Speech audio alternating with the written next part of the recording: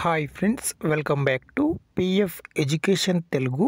ఈ వీడియోలో మనము గత వీడియోలో మంత్లీ పెన్షన్ ఏ విధంగా అప్లై చేసామో చూసాము. ఈ వీడియోలో మంత్లీ పెన్షన్ అప్లై చేసిన తర్వాత ప్రతి నెల పిఎఫ్ ఆఫీస్ నుండి మనకు ఎంత పెన్షన్ వస్తుందనేది చూద్దాము. వీడియోకు లైక్ చేయండి, అలానే కొత్తగా చూసేవారు సబ్స్క్రైబ్ చేయండి. చాలామంది వీడియో చూస్తున్నారు కానీ లైక్ చేయట్లేదు. ఒక లైక్ చేయండి. లైక్ చేయడం ద్వారా ఈ వీడియో ఇంకొంచెం ముందుకు వెళ్ళడానికి అవకాశం ఉంటుందన్నమాట. సో ఇప్పుడు ఎవరైతే మంత్లీ పెన్షన్ అప్లై చేసిన తర్వాత ఓకేనా, ఆ క్లెయిమ్ సెటిల్ అయిన తర్వాత 1 మంత్ తర్వాత మీరు ఈ విధంగా చెక్ చేసుకోవాలి. ఈపీఎఫ్ నుండి ఎవ్రీ మంత్ మీకు ఎంత పెన్షన్ వస్తుంది అనేది. దానికోసం మీరు గూగుల్ ఓపెన్ చేసి ఇలా సెర్చ్ చేయాలి. పీపీఓ ఎంక్వైరీ అని మీరు ఎంటర్ చేసి సెర్చ్ చేస్తారు. సెర్చ్ చేస్తే ఇక్కడ మనకు ఫస్ట్ వెబ్సైట్ వస్తుంది, పీపీఓ ఎంక్వైరీ అని. సో దీని మీద క్లిక్ చేస్తాము. క్లిక్ చేసినట్లయితే ఇలా మనకు ఓపెన్ అవుతుంది. ఇది పెన్షన్ పోర్టల్ అన్నమాట. ఓకేనా. సో ఇక్కడ మనకు ఇలా ఈ విధంగా ఓపెన్ అవుతుంది. సో ఇక్కడ మనకు పీపీఓ నెంబర్ అనేది తప్పనిసరిగా ఉండాలి.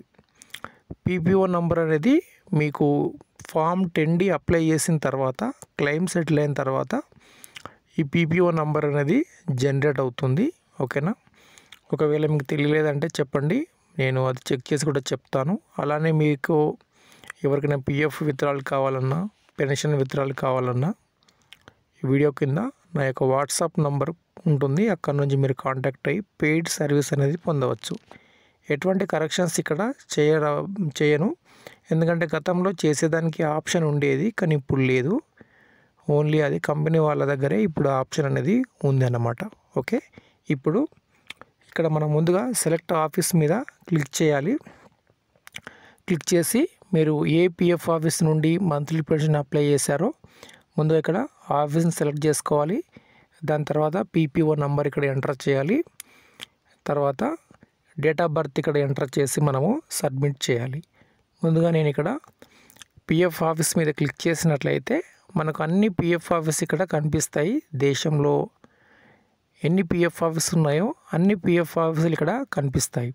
సో ఇక్కడ నేను ఒక పిఎఫ్ ఆఫీస్ని ఇక్కడ తీసుకుంటున్నాను. ఫర్ ఎగ్జాంపుల్గా చెప్తున్నాను, బెంగళూరు అని తీసుకున్నాను అనుకో. సో దానికి సంబంధించిన పీపీఓ నెంబర్ ఇక్కడ ఎంటర్ చేస్తాం. సో ఇప్పుడు నేను ఇక్కడ అన్ని వివరాలు ఎంటర్ చేసి లాగిన్ చేసి చూపిస్తాను మీకు. ఇప్పుడు మనము ఈ పెన్షన్ పోర్టల్లో లాగిన్ అవుతాము. తర్వాత లెఫ్ట్ సైడ్లో మనకి ఈ విధంగా 2 ఆప్షన్స్ కనిపిస్తాయి.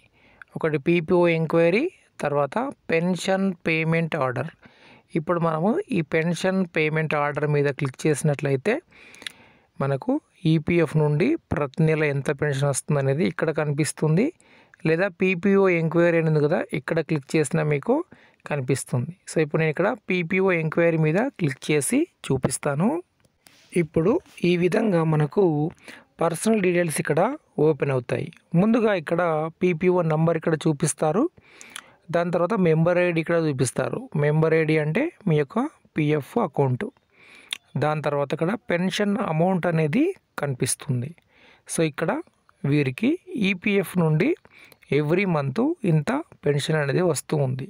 2256 రూపీస్ పెన్షన్గా ఇక్కడ మనకు కనిపిస్తుంది అన్నమాట. తర్వాత ఇక్కడ నేమ్ ఆఫ్ ద మెంబర్. ఓకేనా. పిఎఫ్ ఎవరైతే పెన్షన్ తీసుకుంటున్నారో వారి యొక్క నేమ్ ఉంటుంది, జెండర్ ఇక్కడ ఉంటుంది. దాని తర్వాత ఇక్కడ మ్యారిటల్ స్టేటస్ అనేది కనిపిస్తూ ఉంటుంది. సో ఈ విధంగా ఈపీఎఫ్ నుండి మనకు ప్రతి నెల వస్తున్నటువంటి పెన్షన్ ఎంత ఉందనేది మనకు ఫామ్ 10D క్లెయిమ్ సెటిల్ అయిన తర్వాత తెలుస్తుందన్నమాట.